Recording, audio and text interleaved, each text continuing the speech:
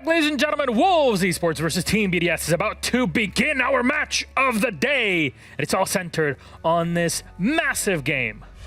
A massive one for many reasons. Wolves, the French national champions. BDS on the other side, having beat them in everything but the French nationals. Can the BDS streak continue? Can Wolves break the cycle before it gets too late?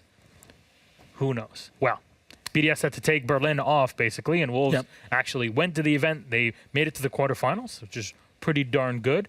They've done better than BDS has in quite a while overall, but BDS still does very well against them in EU League, and we're going to try to break that all down. Let's go first for the Wolves, Jack. What are they up to? Well, the Wolves, as we went through in the match today in the pre-show, they've got possibly, alongside Rogue, the best team play, the best team executes, the best multi-person gunfight, see if you could put it in a sense, where, you know, it's about the trade game, it's about refragging, it's about taking the ground, it's about what Siege should be about. Wolves, in my opinion, are one of the top 3 or 4 teams, maybe even one in the top 2 teams at taking team gunfights. They've got star players, they've got Mowgli, they've got P4, who can just make their way in and make magic happen. These stats obviously are only from one Playday, where it was a very run-of-the-mill game last week going up against Outsiders on Bank. So, yeah, I really enjoy watching this Wolves roster. I think there's a lot to like about them. Their challenge isn't domestic, it's international. It might be a big challenge today going up against BDS, because it always is. They've not won in the last 5 times they've played them in terms of a Tier 1 competition. But, you know, in the context of the league, very good side. Yeah, Wolves have kind of been the team that's been very strong in domestic success over the past 2 splits. But they're up against a team that, in my opinion, has always been the best team in domestic success. And that always was BDS. Wolves are kind of going for the same journey that BDS were on going back 2 years ago, where BDS were always at top of Europe. We're always first place. We're always, oh, is BDS going to win that again? They'll go to the event. But they get to the international event, and they do nothing. And it's kind of a similar story to Wolves now. All right, well, what about this BDS on the other side? You're saying that, hey, it's not been great. Maybe this Berlin major, not at least attending it, has been kind of slap in the face that they needed to wake up. And it seems like it's pushed them to make a roster change, something they haven't done in 2.5 years, Demo. Just who allowed this change to go through? Why was this allowed? Because it's not fair. It's not. If I was a player, I'd be getting the rulebook. I'd be checking. Hold on a minute, you can't do that. It's just EFAC, GOAT, who we have to mention, because for a long time BDS was viewed as many people as that's Shaiko's team. Shaiko's going to be there. He's going to do the business. Everyone else there is there to help Shaiko. And we knew that BDS needed something for a long time. They needed something new. They needed something fresh, because they weren't having that success at international events. Ever since SI21, they've been in that decline. And I think that's been very obvious. Not getting top 4 for the first time. Yeah. Like that's proof of the pudding in itself. In my notes, I do write a lot of notes, don't get me wrong. I over-prep for these games. In big bold text, I've just put, oh my god, there's 2 of them. And that is what this roster is. And it's not just that there's 2 of them, Demo. They work together. So if you've managed to kill the first one, if you kill EFAC GOAT, or if you kill Shaiko, the next one's coming, and he's probably going to get a free K instead. Like, we mention about Shaiko, and we say about Shaiko's team, and we say about, oh, it's Shaiko is this. I'm really worried for Shaiko that he's going to drop off because he's not going to be as good as EFAC. EFAC's going to set the standard way too high for Shaiko. I'm terrified. This might be the first stage that Shaiko doesn't get 100 kills because EFAC's taking them all. Go. You've no idea what this guy is. Why do you keep looking at Des? Oh, Des was nodding at me. I don't know. I must have said something good. Like, once a generation, one of these players come in. I think it was Joystick back in 2019, Kanto in 2018, Shaiko in 2020. If he drops a 0-7 now, this Des I'm telling you. There's one player in every year that just breaks out and just becomes just... Unfortunate events. I hope you're watching. You're a great guy, by the way. A great person, I just want to say. Yeah, you know who's behind that. I don't. Well, you don't have to know. No. Is it you? Maybe it's me. Maybe it's someone else. Who knows? But what we do want to know, and we can know on here, is the map for this series. Let's bring it up on the screen for you. Who will have last pick on this one? Is it another villa? No, thank God in heaven. It is not. BDS opting for Clubhouse, taking out Theme Park. The start on the fence as Wolves have picked Attack.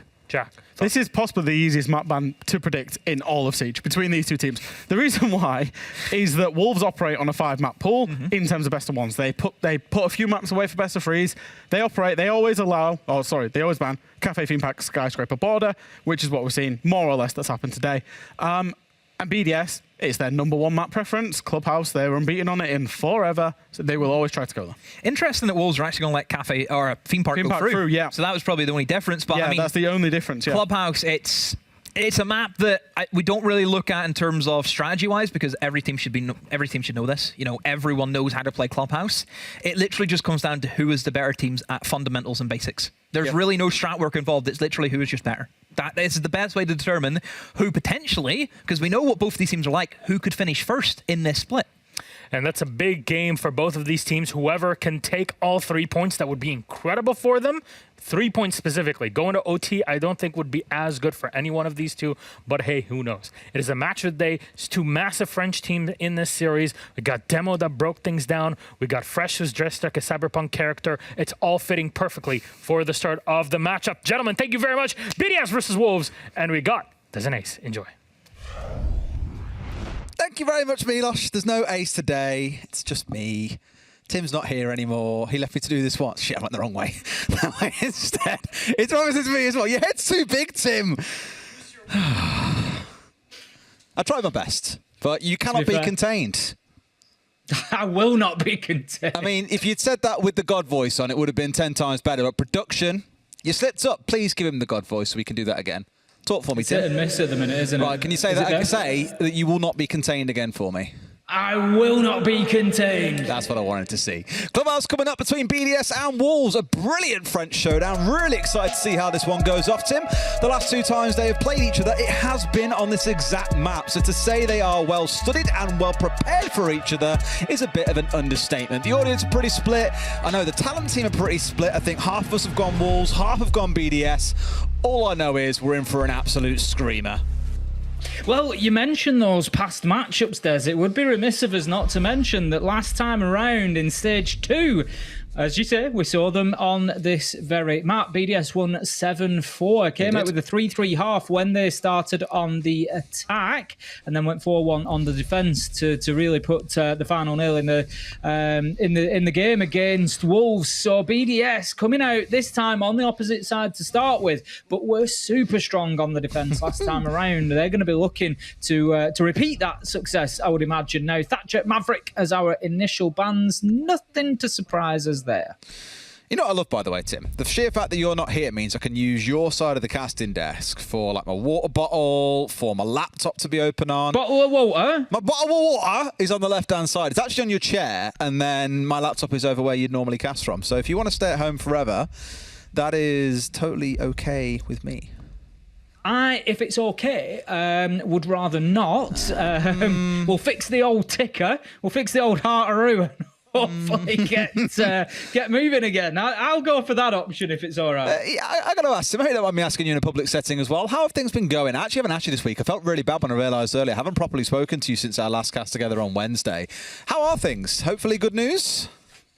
Things are moving quickly, at least. That was probably the best news. That's such a political answer. I love it. Yeah, things aren't bad. You know, we spoke about the fact I'd had a stroke. I've also I did mention on social. I know not everybody follows me. I did get diagnosed last week with having a hole in my heart as well, which isn't necessarily as serious as it sounds. But yeah, so we're looking into that at the minute as well. But everything's as good as it can be. I've got a scan tomorrow, and we move. We just keep going. Big heart, little problems I'm hoping for, mate. That's the way I'm looking at it. Yeah, that's the way. Now, last week, from what I understand, there was a big challenge on Twitter. There was well, not really a challenge, but the EU Twitter account, Bart, we see what you're up to, put a meme out about the reactions of all the casters whilst trying to say the name of the player in the top right corner of your screen. How do you say it, Tim? Leakifak. Exactly, Leakifak. I've got a great one planned. If he goes big at some point in this game, I've got a wicked line to drop on you. It's not a very, like, I'm looking forward to it. pre-watershed And I think we know line. that he's almost certainly going to go big at some point. So. I mean, with the 150 plus EPS last week, it's absolutely expected. Here we go, though. Let's see how things shape up. It's Wolves starting out on the attacking side of things, in case you missed that one. The bans did indeed finish out with the Maverick also being banned away, alongside Wamai and Valkyrie on top of the Thatcher. In this first round, you can see the lineups on your left-hand side of your screen. We are seeing at least those 4 nades coming on side. Shinka starting off the killing onto the man we would have picked it up. Leakafak, the first to fall in this fixture. Well, your line's going to have to wait at least another round as the man himself has been taken down. Good start for Wolves. It's exactly what they needed, to be honest. As I said, BDS last time absolutely dominating the defence of Clubhouse back in Stage 2. 4-1 in the second half of the matchup that we saw. So very little that Wolves could get going on the attack. So to come in with a big opener there, especially against a player like Leakafak, is no doubt going to put them on the front foot, both mentally as well as physically. Now, Shaco in exactly the position we would expect to see him. He's going to be down there. He's not using the Mark 14. He's going to be on the Roni instead. So fascinating one to watch. Not always the easiest gun to work with. Very small mag size, especially for a position like Blue, where he could be getting pushed heavily from a number of directions at once. So that's definitely going to be a flashpoint to keep an eye on. All right, then. At least for this point in, we've basically gone direct, not towards the site, but at least around site. The whole hallway being smashed completely to pieces. C4 in hand for Breeding. You know exactly what he's looking for. He's wanting to go fishing, calling the fisherman because he's going in big, but just about misses the man. It wasn't Breeding, it was a Lems, but just about managing to sprint away from that one. Will keep everyone on the side of Wolves intact. Raj just managing to keep himself on the map still. He is low health though, so going to have to be careful, particularly if he wants to start opening that kitchen up. Elems, he's going to just be watching that tight angle there up through the hatch, just hoping to catch somebody. Another one with Roni in hand. 2 players on the defensive side with those small magazines. We'll see how that goes in the final 20 seconds, because I'm expecting one of those late round bloodbaths here in Church and Arsenal. Well, it looks like that's the way it's going to boil down. You know, Wolves for probably the last 90 seconds have been circling around, thinking about a drop, thinking about an execute. We know they're so good at dropping as a team and making things happen, but something just doesn't feel quite as right as maybe as it would have done previously, Tim, even with this numbers advantage. We're into the last 15. A freebie naked onto Lem, surely, but no. Steps away and steps back into the same spot. Bibu's on the drop down. Rise walking his way forwards, but surely from here they can hold things down. They find the kills they need. There's one left standing, and Wolves, they do it time and time again. It looks like they've got no time left, yet somehow they drop in sight and everyone dies. How strange. Absolutely textbook Wolves take at the end there, as you said. Just spending 30-40 seconds in the mid to late round, getting themselves into position, and then all they need is 10 seconds to get the job done, because of the work that they've put in, because of the foundations that are already there. So going pretty big at the end of things there. BDS, they're going to be going down to Church and Arsenal again. They're going to double down in this position. But interestingly, if you remember, I picked up last time that they had, and I'm not saying this was any sort of contribution really, because Elems and Shaco just got gunned down as soon as Wolves dropped into Blue. There wasn't really a chance for the gunfight, but both of the Ronis have gone. Mozzie and Aruni both off the board this time, with Warden and Jaeger coming along instead. Small changes, but something you're hoping is going to have a pretty significant impact here. More towards that denial side, with the cat can not being the choice out for Leakafak, as you say. And on the attacking side, equally a couple of changes may be coming in here as well, by the looks of it, Tim. Looking at things like the Capitao, the Lion, the Decay, they want to shut down any potential roam game coming out of the other side. Not really a bad thing, given we're seeing the Legion, we're seeing the Jaeger, the Bandit. You know, once Bandit's got those batteries down, he can afford just to get off site and try and cause a little bit of trouble. A Lem, you'd imagine, might be at least a little bit more static, because you're needed in the closing part of the round. I think, you know, it basically speaks towards Wolves using that throne utility to get themselves established in Blue. Flashbangs going in, just clearing those operators out of those positions and putting them on the back foot for the fight, where that shouldn't be the case this time around. Between the Jaeger and the Warden, they should be able to hold down Blue. The question is, are Wolves going to be pushing in the same direction? The drone at the top of Adam would suggest that they might do, but if I know Wolves, they'll be paying some attention elsewhere as well. They often don't try to just rinse and repeat the same things. They have a number of options, all very well coordinated, all very team-based, but you know that they're not just going to play into a problem. Absolutely. Again, starting from this top-down side of things for Wolves. Last time around, it was less of a full map clear. I think the drones did that for them on the top floor, but then put all their focus around kitchen and kitchen hallway. Here, it does look to be more of a full-on top-down clear, making use of the DKB phone calls coming out, the drone work from the team, no doubt, as well. But they feel they've done their due diligence here, and shock horror, most of BDS are back on site inside 60 seconds. Good work from Wolves. Plenty of time for them to work with. Hopefully this time for them at least, they're not going to be pushing into sight so late on, and it might just give them a few options when they do get to that final stage. At the minute, they're just sort of probing and prodding. They're having a look at main stairs. They're opening up the kitchen hatches. They're going to be, looking at getting those vertical angles for the time being. There's a bit of movement around blue as well. The only angle they're not really working, not really softening up at the minute is dirt tunnel. So BDS at least know that they're going to be able to keep their feet planted in the dirt tunnel and try to hold on from there. Everywhere else is likely to see a challenge. I think the big thing for me is that, I spoke about BDS. Nice C4 coming out from Leakyfax to get himself involved for the first time. Onto the sledgehammer of Rise. Down he falls early on. I'll say early on, we were in those last 60 seconds, but for Wolves, that feels like it's quite early on, giving everything tends to happen in the last 20. BDS historically have been the team that I've said you don't really know what their roam game looks like because they're not a big roaming team, and here Wolves are being given a lot of time. They've already made the drop in here. They're going for a default plant. I don't think they're even aware at this point, as Alems isn't in a spot to be able to deny this one right now. P4's going to stick this one. Shaika will get the angle. Fall too easy, though, as he does fall down to Mowgli. 2 quick kills coming through, and now BDS have got to hold on, but Wolves have found 3. It's a 3v2. Leaky Fat strike backs for one more, but it's still a 2 versus 2. 2 versus 2 with the diffuser on the ground, so you'd have to call it advantage BDS at the minute. Bibu super low health. This is really up to Shinka to get something going. 9 seconds left. Moves in, gets one. Can he get that diffuser in hand? He manages to put some shots onto dirt. Bibu can cover this. This is a real opportunity now. Really great play from Shinka to create this. Playday shut down as he moves in. Bibu with the final kill, and that was Shinka who carved that opportunity. And there's just the disruption that Wolves cause in that kind of mad drop and then find 3 or 4 kills and completely change the shape of the site. Yeah, it was a 2 versus 2. But for BDS, fundamentally, their 2 players could not have been further apart. One inside a dirt, one behind triple wall inside a bar in church. They couldn't support each other. But the attackers were stacking up, as you saw. The drop came in, the plant going down. Bibbit with the watch on towards dirt. They'd already managed to find a free down onto Leakyfac, who was watching the wrong direction. Just, again, in the madness of the moment, BDS could not keep track of all those players. They couldn't find themselves in strong positions to play as a pairing, and Wolves capitalized on that incredibly well, just showing that the reason why this playstyle that Rogue have employed is so good at sowing seeds of chaos in enemy ranks.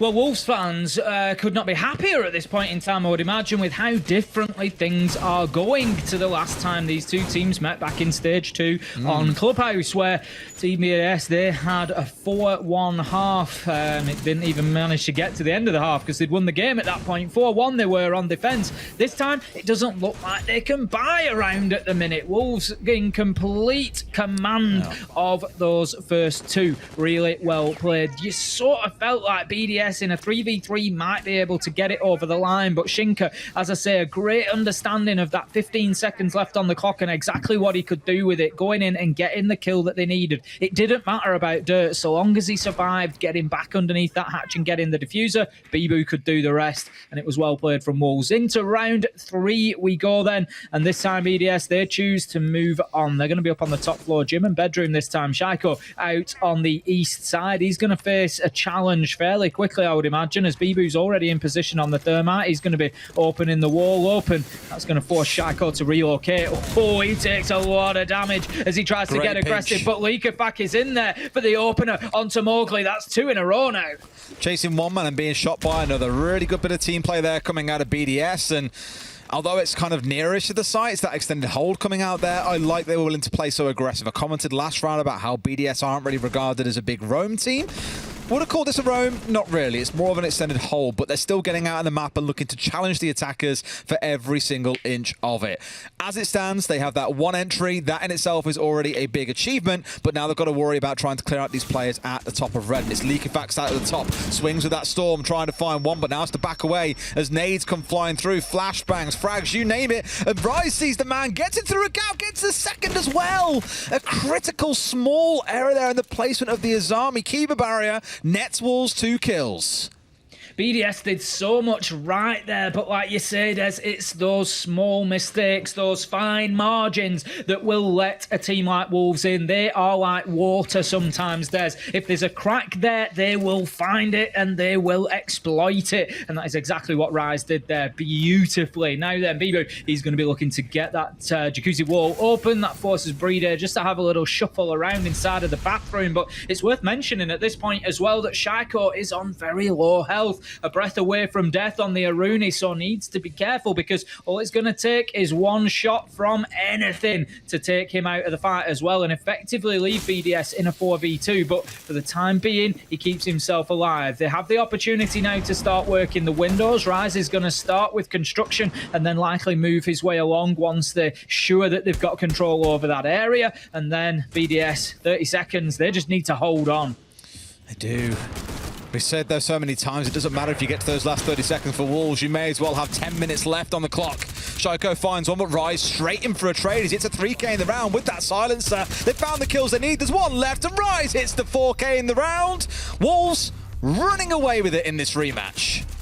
Really looking that way, isn't it? Rise going absolutely huge again so far today. We've seen this from him time after time after time, basically ever since the first match of Stage 2, if you remember, Des. There was a lot of talk after it because Rise, he had 0 kills. He had what looked like a tough day, but, you know, in further review after the game, it was clear that he'd just been doing a lot of work for his team on the drones. He hadn't really been focusing on the gunfights, but I tell you what, it feels like every match since he has been out to prove a point. 6-1. Point proven, Rise. Point proven. Whew. I remember he had a terrible, torrid first time at the start of last stage. Remember his first game? 0 Yeah, I just said it was awful. Like, 0 kills. It was a tough day for him. Just reigniting that memory, I was just like, God. And then you see exactly how he transformed things around and was one of the best players at the stage. Didn't quite snag away the MVP title in the end, but you could definitely say it wasn't too far off. But for BDS here, they've really got to slam the brakes on. And the thing is, the way they slam the brakes on, in my opinion, against teams that do super well in the executes, and we keep on saying this about attacker repick as well, is you've got to be disruptive in the early round. You've got to remove 1 or 2 players. And you know what? If you go 1 for 1, okay, you've taken some frags off the board. You've got rid of crucial execute-based utility. You've done your team a favor because your utility has already been deployed. You've already helped the team out with a setup, for example. You've done all the right stuff. But outside of an extended hold there, I haven't really seen BDS committing too hard to that roam and trying to play disruptive. Equally, and I will completely understand this, that's not the easiest thing to do, especially when you've seen the attackers bring in things like Lion and DeKB. DeKB has now been present in every single round. So it's damned if you do, damned if you don't. It's not easy to work your way through, but they've got to get something in this half. You don't want to be staring down the barrel of a 6-0 half once the side swap. We're going to be moving then to bar and stage this time around, which it always makes me question a defensive side. You've got no rounds on the board and you go into bar and stage. It's not the worst side. We're certainly seeing more teams going there, but it's by far and away not the easiest side to hold on to either. So if things are not going well, it's one that I would always question the choice of. It's a side that you feel like you need a little bit of confidence to go into. Now, BDS, they're going to be trying to hold on to the top floor again, similar locations the last time around. It's going to be particularly master bedroom and construction. You can see they've got a presence in bathroom as well. They want to hold on to that side of the top floor because it's going to prevent the plant spots being available to Wolves to be able to go in and put that diffuser down on the ground. Wolves, they only really need construction if they want to just try and throw the diffuser down. You go in through stage and get it put down next to the speakers, but it looks like they might just be looking for a little bit more than that. Breedy opening us up, but a couple of quick trades coming in here. Leave Wolves on top once again. And again, comms are just going to be an absolute chaos. You're all being called by DeKB, so Wolves have got extra information. You're trying to respond to kills coming through, but just can't do it. And time again, it just seems to be biting them back. Breeday's found himself on the deck here. I'm sure Alems is lined up to be able to get a freebie when this drop comes in from Rise, I want to say. Has worked his way across, but might get himself tagged down here. It's Leak Fat to find one, traded out straight after, and Alems finds his man. But he has no control of sight. Hits a naughty shot, though. 2 kills in this round is what keeps them going. It's a 3k clutch coming out from Alems, the first 3 that he has found in the entire map, but it gives BDS that sorely needed first round. I've got to ask questions of Wolves there. Yeah. you've just fed LM's 3 kills. What's going on? You know, in the 3v1, it was all going very quick. LM's picks up a kill. It's a 2v1 all of a sudden. Okay.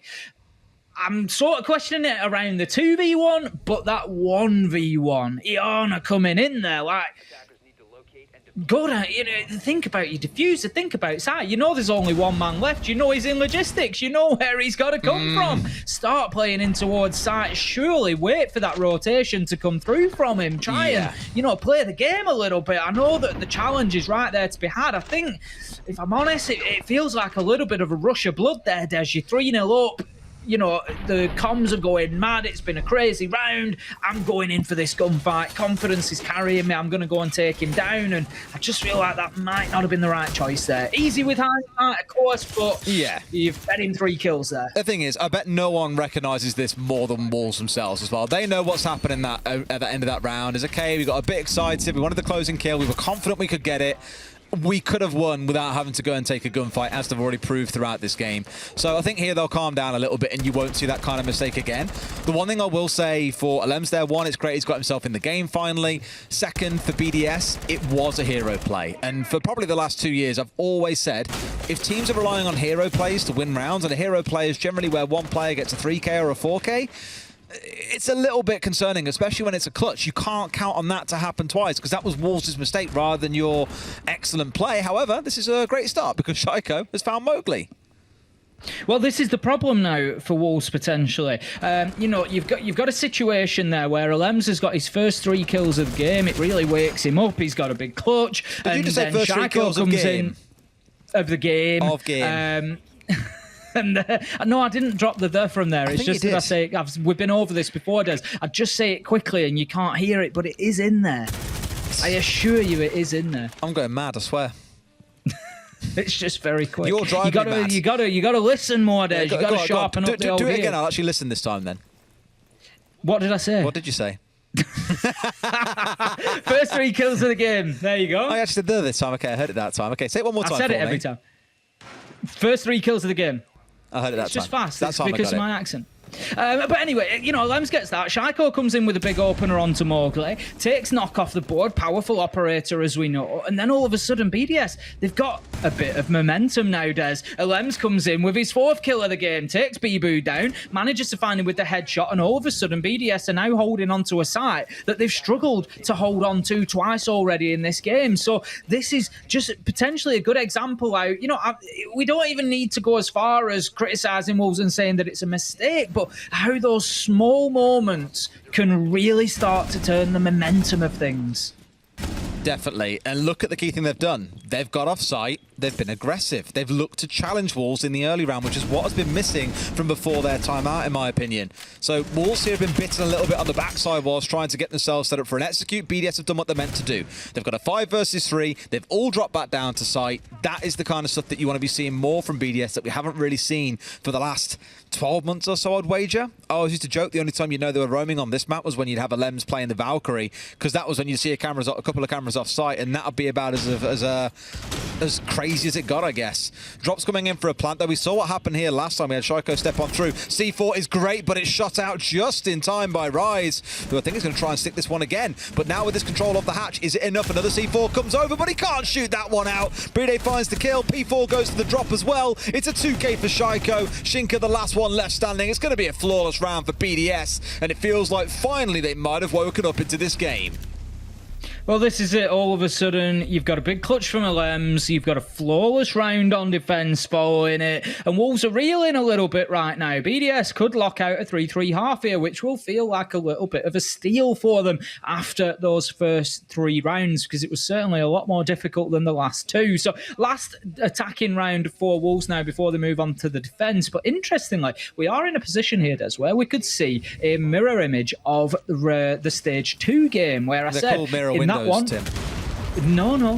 In that one, it was Wolves that started on the defence, but it was 3-3 at the half, and then BDS, when they moved on to the defence, were able to close things out 7-4 overall. So it's one to watch, one for the statisticians out there who like the numbers. If this one goes 3-3 and Wolves come back and then win 7-4, we'll have an exact reverse. It's funny you say that. I was looking back at the stats of the game earlier and clocked those 3-3 halves that the 3-3 half that we saw back in the first. It's about the side swap that's going to be interesting to me. Exactly how, you know, Wolves, when I think of Wolves, I think phenomenal attacking team. Very aggressive, very fast, team-based executes, and teams struggle under the pressure.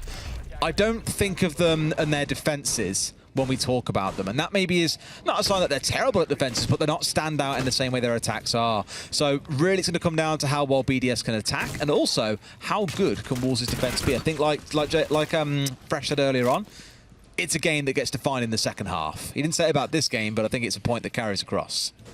Ooh, Mowgli's crept in here. He's not taken the barricade out completely. It reduces a lot of the sound of that barricade being taken down. So he's going to try to creep his way. Is he going up? Is he going down? I think he's going to be going up into master bedroom. But Breday's there, Des. He's watching. He could get caught out here. I'm not sure he gets away with this one. Breday, he's switching between weapons. He's not sure. He's not comfortable, confident, but he knows that there is the potential for the push. He's just aware of logistics as well. Of course, we heard the hatch getting dropped. Mowgli times it perfectly. He gets himself one. Does he manage to get a second? He's going to take out the default camper now, but he doesn't know that Breday's there, and Playday says there's not going to be any more of that. Thank you very much. Mowgli taken down, and it's 4 versus 4. Ludicrously close there as well. You just saw it in a matter of pixels that Playday disappeared around that corner. Otherwise, Mowgli could have been lining up for a 2K, but no. Shut down there in the trade by Playday, and for now, at least, Playday holds on to the position he was in. That west side of the map's still going to be a big question for Wolves, and you can see that they acknowledge there is work to do. Drones have just dropped in through lodging, are working their way out towards Playday to help feed them that information. Still waiting here to go, our Wolves, and you just feel like it. You know, you can almost sense that confidence just dropping out of them a little bit. They had so much speed and momentum, you know, after those first 3 rounds, but right now they're just having to take a little pause for thought and go back to basics. Let's get the drones out. Let's make sure we're comfortable going in there, that we're not going to be getting hit on flanks. We're not going to be getting challenged right now. Breeday's still trying to work from underneath for the time being, and again, they're not aware, and Playday gets his man with a beautiful nitro onto Rise, and BDS have woken up. Again, that's one of those that really could have been read into. You drone through into Jim, you saw he wasn't there. Where could he possibly have gone? You have drones on the flank. It's the sort of thing that saw Mowgli earlier on. Or information, sorry, coming in from the default cam. So I'm just looking at it and thinking, really, for BDS, I mean, for Wolves, they should have known that was coming. And again, why am I getting so confused between the teams here? It's French v French. Wolves were the ones that weren't aware that was coming, but they should have known it dropped away, and that C4 was a real threat, but didn't opt to chase him with the drone. Bibu's marched through them, and in typical Wolves fashion, they don't care about how things are stacked up on the entry and towards the site. They found their kills, but Renshiro dug in at the back has found 2. Now it's Bibu left entirely alone. Has got to find his one man, knows that he's here towards the right, but can he find his man? Sees him, gets a little tag, but it's not a headshot. Finally gets the finish off as well into a 3K for the round. Doesn't have the diffuser, and Playday is out of dodge. It is inside of the site. If he's quick here, he might be able to get this plant down, but he's got to move fast.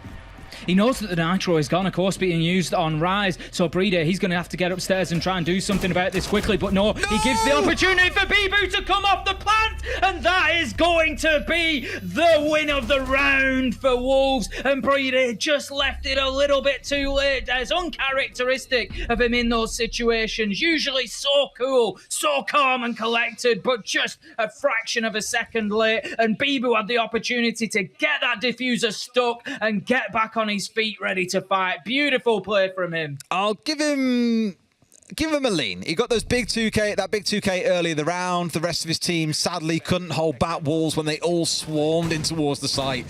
A real shame as well, because you could see that 3-3 being written in the stars, but no. Wolves with the 4-2 attack in half now move on to the defense, and this is what I've been excited to see. I commented that BDS generally play pretty static on the site itself, don't often tend to push away from it roaming. Extended holds, yes. Roams, no. For Wolves, though, I think you're going to see a different story. You got Mowgli on things like the Malusi, P4 picking up the Azami as well. Even Rise, arguably, running around, may have the opportunity here to go for some early fights too. So between the 3 of them, there is a real chance that they can waste a lot of time for BDS and just kind of starve them out before we even get to think about an execute. This is going to be a very telling round, similar to the game we saw back in match 1, where I said with M&M being 4-2 down, you know, are they going to have the opportunity to starve them out, as you've quite rightly said there, Des? You know, we'll see in the next 3 minutes. It's going to be Wolves kicking us off. It's going to be Church and Arsenal downstairs. Wolves getting a lot more mobile than BDS have done previously, so there's going to be a big job for BDS here. Ranjiro, he's going to get it started with aplomb, though, as he manages to take Mowgli down with a headshot, and that is going to send a warning to the Wolves now. That's going to send them tail between their legs back towards site more than likely. I think that was just a spray in towards CC, by the way. I think he's dead just up by the window vault that comes over from inside a garage on Catwalk. So I guess unfortunate, really, in terms of being where he was. He definitely wasn't looking for a super active fight around the window, but got bit by it all the same. P4, worth noting, by the way, one of the 2 entries we talk about a lot on this team. Prior to Mowgli's entry, P4 was that guy. He was the crazy man that would charge into site and kill 3 people. In this game, he is 1-6. We've got to see him going big alongside Mowgli if they are going to push this on towards an early victory.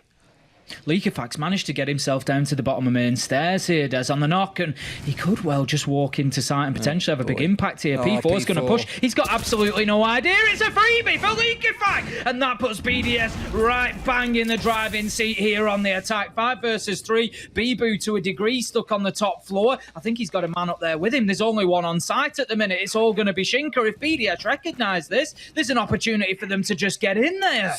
That's a real stinger, and this is why Nut gets banned away against so many teams. Just by default, even on some maps, it can be so disruptive.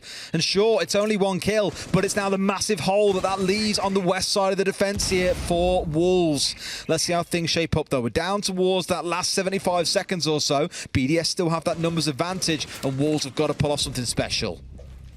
BDS just maybe not moving quite quick enough here to take advantage of that. Bibu has the opportunity to get himself back into sight, but meanwhile, Playday has been able to get himself into a planting position, and there's absolutely no way that Wolves stop it. It will be confirmed. Liquefact, look at his position on the knock. He's just going to be using that soft wall there to keep the line of sight all the way to Molotov. Bibu cannot get back into the fight here without being shut down. It's all up to Shinka more than likely. Toxic Babe canister going out. Liquefact does exactly as expected. Shuts down Bibu, prevents the rotation back into sight. Shinka, he's seeking, he's searching, he's looking, but only going to be found by Shaiko, who shuts him down, and that's going to be BDS for 3 now as they continue fighting hard against Wolves. This is kind of what I was worried about on that side switch, like I mentioned, is that Wolves, they're not a team I kind of hold in my head when I think excellent defensive side. Attacks, yes, defense is a bit less so.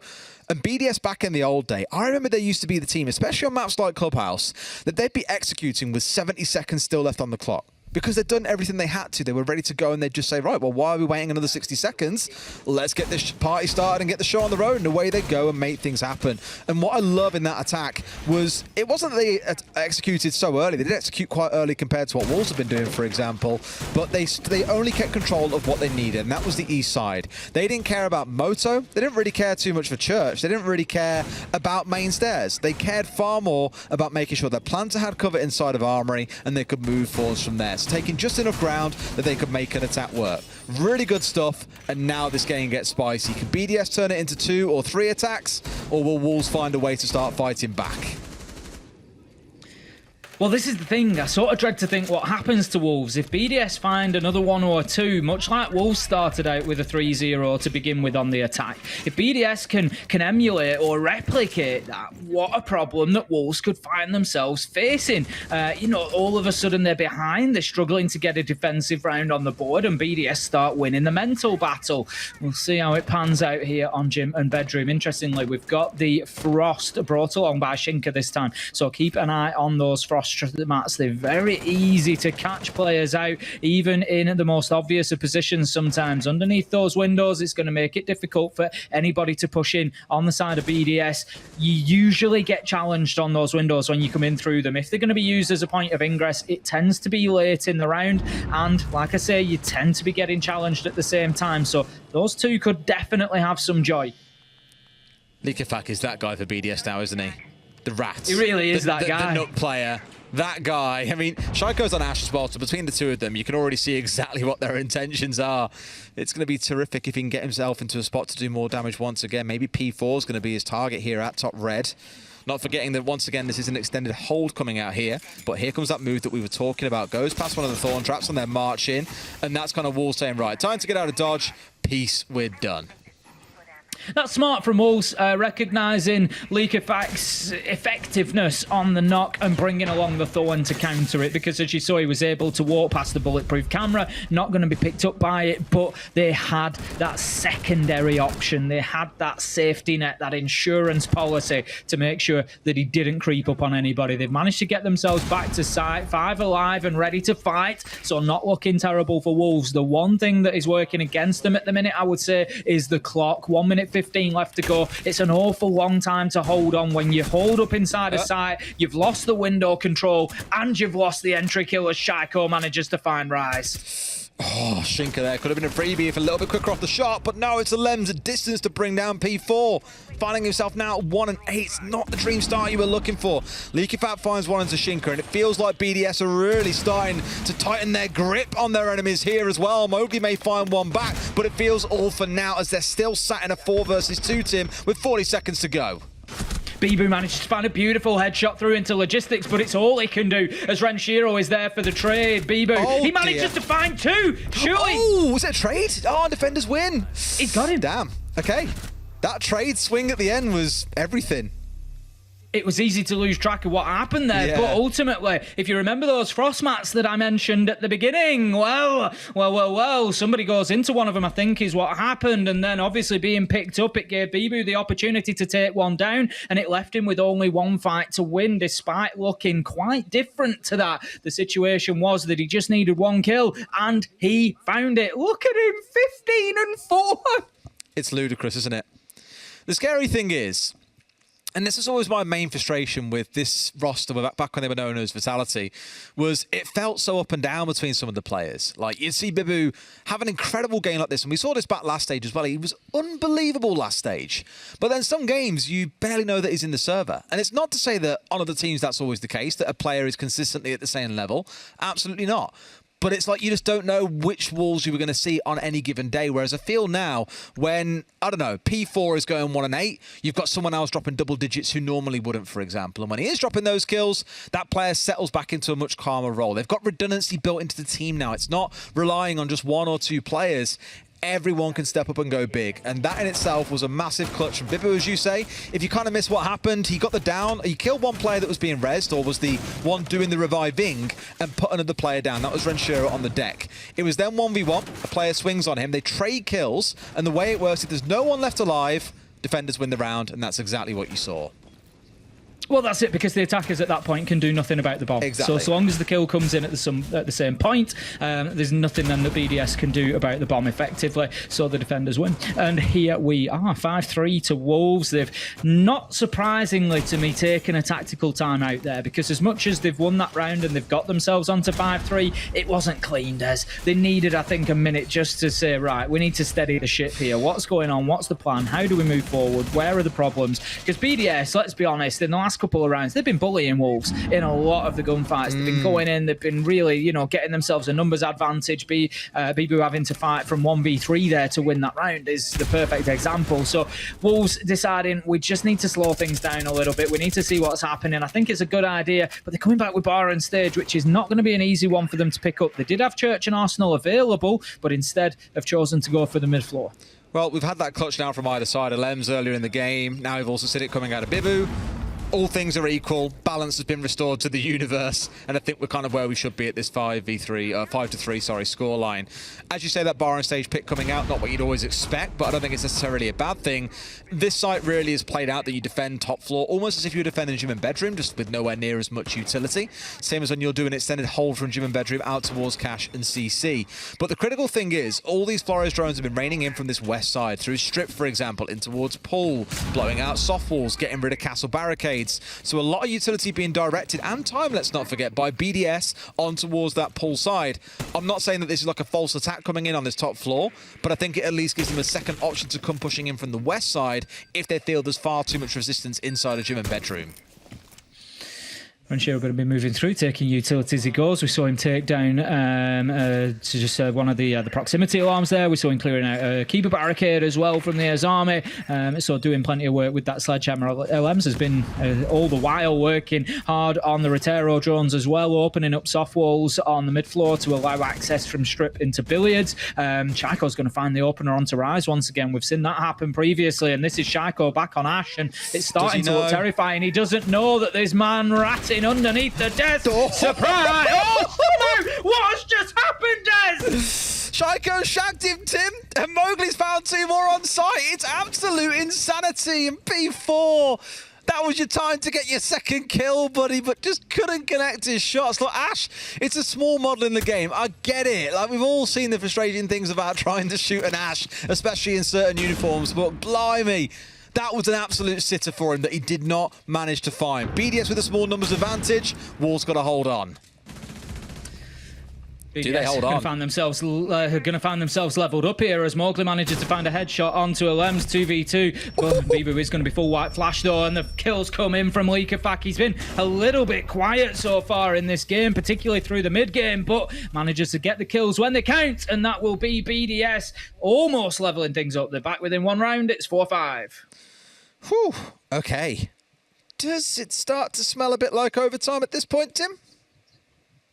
I mean, I sort of wanted coming into this game to make a joke saying at 0-0, right, it looks like we're probably going to overtime here, Des. But I thought, no, I'm not sure it's going to go that way. But here we are, unsurprisingly, like you say, absolutely staring down the barrel of it. I think BDS have got at least another attack or 2 in them here. We've already seen them win down on Church and Arsenal. It was pretty convincing from them. There was nothing much that Wolves could do. They got 2 of their roamers taken out early. We had Likafak sneak down main stairs with the not get a couple of kills. It was just a very easy round for BDS. Understandable that Wolves haven't gone back there until this point, but BDS could well level this up here, and if they do, yeah, for my money, it's probably going all the way. Well, time will tell. For Wolves, at least, they aren't being deterred. They are still out on the roam. Both rounds now, we've seen them making use of this mute to pull off what I'd probably call a bit of a faux SSG-style roam. It's not like a mute Mozzie Vigil combo with the castle also built in, but it's still looking to go for the same principles of denying the ability for the attackers to get drones through this top floor. General thinking is you're putting down these jammers on any single doorways where drones are kind of forced to go through. Because the thing is about this map is you don't have things like drone holes going between construction and site, or in between like bedroom and master, between master and gym, for example. You do have to go through these single doorways, so they make excellent bottlenecks that really give the defenders an ability to hold the top floor. For the most part, teams will either then have to go and full clear that blind or ignore it and try and hit the site directly. For BDS, given they've got members inside kitchen hallway already and no one yet pushing the top floor, it feels like it's not so much a direct to site, but they are definitely considering, okay, how much resistance are we actually going to see on the site here? Can we just hit it and say go? Likafak has tried to get aggressive again. He's on the ace this time instead of the knock, but as we spoke about previously, we're not necessarily seeing ace used as a supportive role anymore. Playday does still have the hard breach and the diffuser in hand. That's the role he's going to be looking for. But ace has just got some good kit. The Selmas can be valuable, decent gun, got the soft breach option as well, and we're seeing more and more players start to pick him up. Likafak's actually going to drop himself out of the map after that early progress. Instead, he's going to look to push in towards Dirt Tunnel. The one that they want to clear the way at the minute. He's going to be facing up to the smoke in there. It's going to be Shink trying to hold on, but he can't. As Likafak goes in and finds the kill with a headshot, and that's another advantage of BDS here. And look at the progress through blue. Rise manages to find Shaiko though. P4 onto Likafak. Wolves have got the answer, Des. P4 was the answer. 2 kills in this round out of the 3 has got all game. A side swipe from Bibu as well. It looks so good for BDS. They have blue control, dirt control. They were swarming site at the same time together, but didn't know about P4. Sat between boxes and got himself a free couple of kills. For good measure, LMs will hack the cams, but I don't think it's going to save him in a 1 versus 3. Famous last No, words. not at all. You can see that Playday has jumped onto them. Leak of fact using those cams as well. So they are trying to make the most of that utility that's been gained. 48 seconds. Plenty of time for Lems to work with, but not plenty of life for him to work with. As Mowgli finds a nice long angle, shuts his man down into blue. Job done. Wolves, they get themselves onto match point here. 6-4. And you've got to say, for me, Des, BDS needed to go 5-5 if they wanted overtime. Wolves have guaranteed overtime as a minimum. I'm not sure BDS make it now. 2 rounds in a row, even on the attack. It's a big ask for them. It's not something they've actually achieved so far. Interestingly, so far it's gone BDS Wolves, BDS Wolves. So they haven't managed to chain rounds together. And I think Wolves might just have the legs to take this over the line. I just checked our prediction sheet. So, breaking the fourth wall, we all have to fill in a prediction sheet and our rotation, who's casting what game before the day. Had to go in there and check the predictions to see what you've gone for, Tim, but you've gone for Wolves as well. I did. I guess we are both indeed on the right side. That'd be me 3-0 today, Tim. You're doing very well. I'll be 2-1 if Wolves win this. I did get the Rogue one as well. I went for Rogue. That first game, though, but yeah, sucker!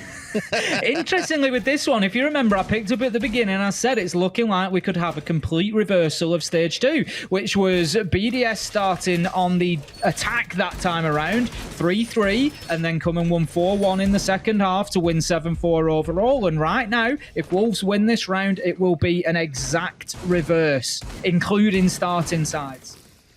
Insane, if it ends that way.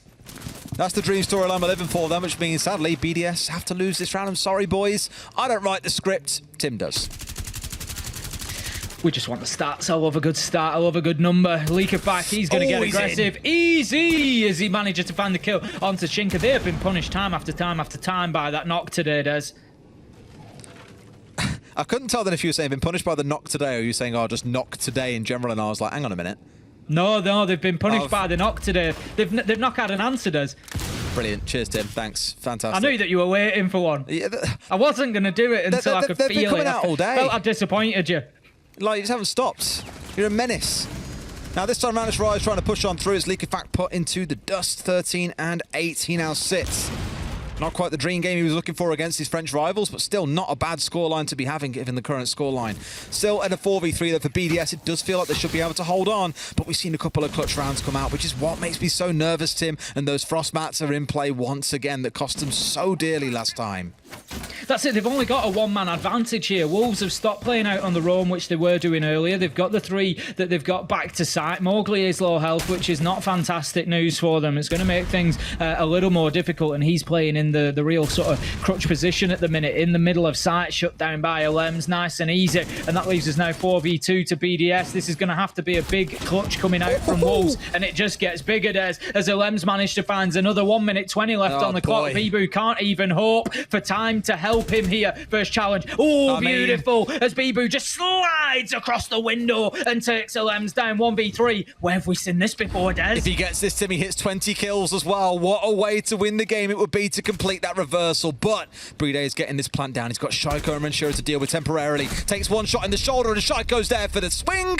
On the crouch, lean out, far too easy. They break that curse. They show that it's not going to be a perfect reversal, but they've still got one more round to do, Tim. Otherwise, Wolves still take the 3 points. They've ruined my numbers, but I will forgive them because they've delivered us an excellent game so far. It's going to be going to bar and stage, it looks like, for Wolves to try and finish this off. They did win it back. No, sorry, BDS won it back in round 9. It's a big gamble here. Of course, they don't have Church and Arsenal available, but they do have CCTV. We haven't seen them play it yet, and that's not necessarily a criticism. I know that CCTV is not the best defensive site and hasn't been for a little while now, but it's interesting that they double down on a site that they've already lost. And not only have they already lost it, there's my other concern with this site. I picked up on it last time. It is very similar to the defense that they have just played. They're going to be looking to hold on to similar areas. They want gym, they want bedroom, they want construction, and BDS just dealt with that very, very easily. They can almost rinse and repeat the first half of the round here to come in and look for the same kills. No echo, no party, Tim. This is just that site. We've seen so many clutches on this, not just from DPEC as well. Obviously, they won the major on this actual site. Last round of the major, they call right.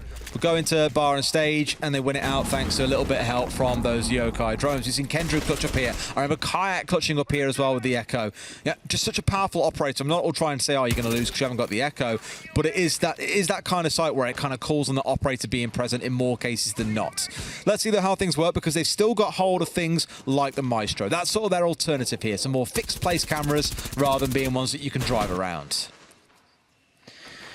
Right, it's going to be on the cams for the time being, just trying to see if they can at least ascertain where the defaults have been shot out. These players are well aware of the order of the defaults. They'll watch for which order they get shot out in, and it tells them where the spawns have happened more often than not. And they can start from that to formulate the rest of the defense. Where are we going to have to face up to? Leak Effect's going for it again, Des. Look how quickly he's moving. He's going straight into construction here. He's looking for kills. He's got a drone ahead of him. Only a few feet. This is going to be a red-hot reaction. He almost challenges onto Mowgli, but no, will be pushed back and slowed down, and the game of cat and mouse continues. That would have been the magic kill they were no doubt looking for as well. You pick off one man early in the round, like we've seen him do a couple of times in this half, completely changes the shape of the round, because you're taking that one defender offline. You've exposed a hole in the defense, they then have to turn around and cover. For now, he's going to put some focus in towards the actual bar itself, opening that up before looking himself downstairs.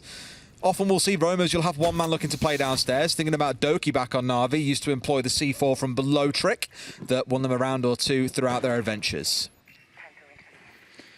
Shaiko going to be getting on the drone, still trying to pester from construction. Doesn't take... Oh, what an angle, but not today, says Shaiko. He manages to spray down Mowgli, and that is an unbelievable battle. Shaiko goes again. Big on the Ash, taking down Rise, and BDS, they've just got 1 foot into overtime as BDS tries to continue, but no, Shaiko's going to be shut down by P4, and then in comes another as we see a man down. It's 3 versus 1, though, as the kills shake down. Shaiko, as Claymore gets a kill from beyond the grave onto P4, and now it's all up to Shinka. They've got 2 players completely out of sorts, though. You have one coming up main stairs, and one, as you just saw a second ago, Playday, in Narnia a little bit. So at least for a second, it was 1 versus 1 for Shinka. Not that he'd know that, and might be pressured on the door here. The plant's starting to go down. Alem sees him, walks around the corner, and BDS, they're taking us into overtime, Tim.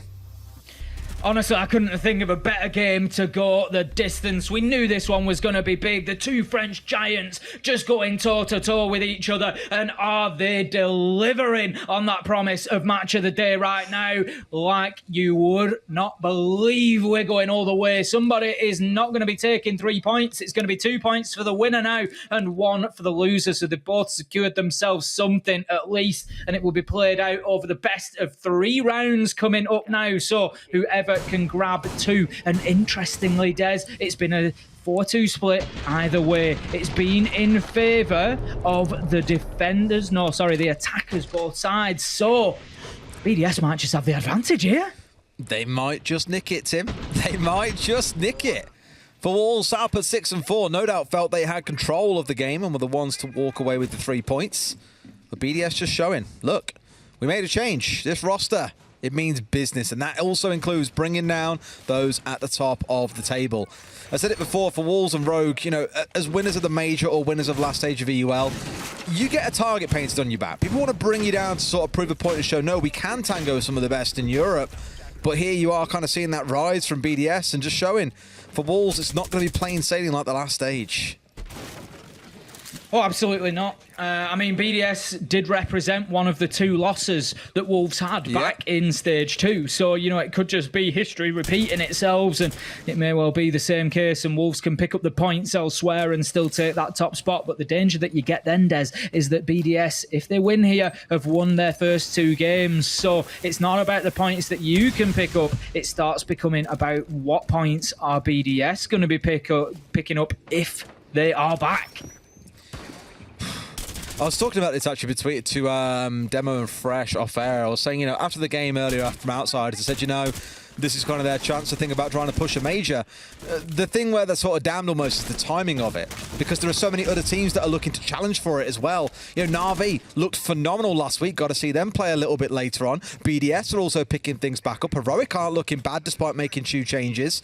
It's going to get real scary and super competitive for those top 4 spots, which is the best thing for our region, absolutely. But even when a team feels like, right, we're finally on track, it's like, great, yeah, so is every other team in EUL. Good luck, have fun. This is it, you know, we're coming back into a stage 3 on the back of having that major win for EU, and I don't want to get carried away, but you start feeling like, you know, stage 2 was a little bit of a downer for EU. We were starting to get a little bit concerned, but now, you know, you're starting to almost believe that the EU might just be back here, and they're getting, as you say, more and more competitive. Now then, we're going to see the push coming into Dirt Tunnel. Shinka trying to hold on to it again. We saw Leakafak able to push in here and get the opening kill last time around, but it sort of fell apart from there for BDS. It wasn't all plain sailing from that point forward, but for the time being, hatch is looking to be opened. It's going to be a slow process for Alems here, as he's going to see those Hibana pellets just taken off a couple of times with impact nades, but that is likely to be the end of it now. No, he's going to see more and more. He's not got the hatch open, and that is a problem. We've got 1 exothermic charge left on Playday, and that is going to be the only option. That feels a little bit weird that he's chewed through everything there. I don't know if he was too keen in one of the earlier rounds and had like 4 or 6 knocked off, but ouch. Now we start to see a potential push coming in. BDS very much converged around blue, and 2 or 3 players all looking to drop in. 2 more out towards the west. You can see Thermite and Leakafak here looking to try and push their way through separately. Shaiko steps in and almost manages to find Mowgli, but still standing on his feet. I suppose it depends if Alems has prioritised the other hatchers. We're going to see kills coming in here, though, as BDS start to work their way in. It's a big 2 for Renshiro, and that leaves us in a 4v2. Renshiro low health. It's unlikely to matter as Playday finds Bibu, and it's now 1v4. 8 seconds left to go. Renshiro needs to get in and get that diffuser down. Alems is down but not out, and that is not ideal for BDS, but they know that they've got Shinka locked inside a dirt tunnel. Tries to fight his way out, but Shaiko's there. Pistol in hand, says absolutely not. Puts him on black ice and puts him out of the round, and it is, as expected, advantage BDS. That's it, that attack inside. Damn, it's so powerful in this matchup between the 2 teams. And to be fair, we had this back in our first as well. The 4-2 splits, attackers generally being the leaning ones, even on Villa and Clubhouse. For Wolves, they get this attacking round, but I'm concerned that maybe they're a little bit rattled after 3 rounds have now gone against them in a row. They've got to dig deep here, find a comfortable win, and find a way to transform their fortunes in round 15. Because right now, I ain't seeing how they do that. It's a little bit of Caster's curse, isn't it? You know, really, coming into round 11, I commented that BDS had not been able to secure 2 rounds in a row so far, and that it was looking, you know, unlikely that Wolves had always been able to at least bounce back. My win, yes. Exactly that. You know, it was certainly looking that way, but then BDS somewhere, they've just dug deep. They've found another gear. I don't know, you know, necessarily where this has come from, but getting the attack to begin with on the overtime was just, you know, absolutely, that was the prize waiting for them, you've got to feel at that point. And maybe the motivation, you know, within the team, the discussion could have been, look, if we get to overtime here, we've got attack and we can do this. So it really has driven them forward. Now they're going to be defending down in the basement for round number 14. It's going to be BDS trying to hold on to Church and Arsenal. Can they do this with style and get themselves a win on the defense to finish things off? Silence K1A. Never thought I'd see the day. Now, with how things set up here for Leakafak, is the one trying to waste a good bit of time. Drone at his feet, they have a loose idea as to where he is, but does he see the man at the window? He's really darted his way. Oh my God! Naughty! Spray through onto the soft window. Mowgli taken offline. Get predicted. Get predicted. Simple as that. Mowgli just being absolutely read like a book there and put to sleep. Must have been a good night story because Leakafak has just tucked him in nice and tight. Absolutely played him like a fiddle. And that leaves us now in a 5v4. BDS with a strong opening to round 14. Exactly what they needed. And Wolves, they're going to be scrambling a little bit here. They need to think of plan B. We know that they play play from behind in terms of man count very, very well. They will work as a team to single people out, still find the advantage in gunfights, and what is a 5v4 at the minute can very quickly become a 4v3 in their favour. And you've still got Leakafat going unchecked as well. He's holding himself near the bottom of main stairs here, just not quite back on site, but holding the cheeky angle, hoping that someone steps down there feeling confident. He gets a freebie one-tap and then can pull his way back on towards site. Shinga's got the drone coming in as well. Might see him now as that gadget is on recharge, but he's dipped back in towards site. Like a dancer here, Tim, just back and forth. It's like watching art at work. Let's see if the Hibana can have more joy in getting this hatch open. We see the process begin with the impact nades going out. They still have 2 left on site, so there's still an opportunity to deal with more of them. But we managed to see 1 successful detonation of those X-Kairos pellets because Rise, he's taken matters into his own hands, got himself above and made it very difficult for anybody to play in close enough to that hatch to be able to use that explosive utility. For now, at least, just dug in deep, and Wolves, they've done the work. They've got the hatch open. That was 1 step beyond what BDS managed to achieve, yet BDS still went on to win the round. And remember, actually, back way at the very start of the game, we were like, okay, boys, we're down to the last 30 seconds. You spent 1 minute and 30 smashing this floor to pieces. There's only so many angles you can open up. Let's make it happen. When's it going to begin? And sure enough, when it all kicked off, things did get nice and explosive. And I get a similar feeling that we're going to see the same here again in the next 10 seconds. Trying to use those vertical angles for the time being here, Wolves. The drop is going to have to come at some point, and Playday could be a big problem inside a dirt tunnel. He's just a 90-degree peak away from being able to challenge onto that drop. Damage is going to be taken by P4 and an awful lot of it. Shaiko it is who manages to get the kill from Boxers, shuts him down and puts Diffuser down in no man's land. This is all going BDS's way as Leakafat finds one, Shaiko another, and it looks like they've got it closed out. 2 seconds ticks away. Shinka can do nothing this time. As BDS, they fight long, they fight hard, and perseverance prevails as they take 2 points against Wolves. Well, you can see who the noisy characters in the room are there. Lem's absolutely ecstatic that they brought Wolves down there because this is more than just a win. Sure, it's 2 points, but the most important thing is they've shown they can beat one of the best in Europe, and BDS could well and truly be back. Certainly could. That's the discussion that will start to happen now. Since the roster change, they are unbeaten in EUL. We're only 2 weeks in, so there's plenty of time yet, but they are looking good. Could they be back and looking for that major spot that they missed so much in the last stage? Yes. My only concern comes again in that so many other teams are also doing the same. Like Na'Vi have come out of nowhere and looked amazing. I love it. Heroic with their 2 new pickups are looking great. It's just so competitive that I even find it difficult after a couple of games to predict who's going to be there. That's the kind of stage it's going to be. It's absolute chaos, Des. And like I say, if I have to sit down and think, oh, who's going to win this? Who's going to win? Oh, I've been wrong again. That's perfect. That's what I want. Get me wrong on predictions every time. Let's have surprises. Absolutely. And I can't wait to see what the future weeks bring for both of these 2 teams. But for BDS, as said, this could be their time to start showing that they are well and truly back. Let's go to a break. When we come back, Desk will break it down for you.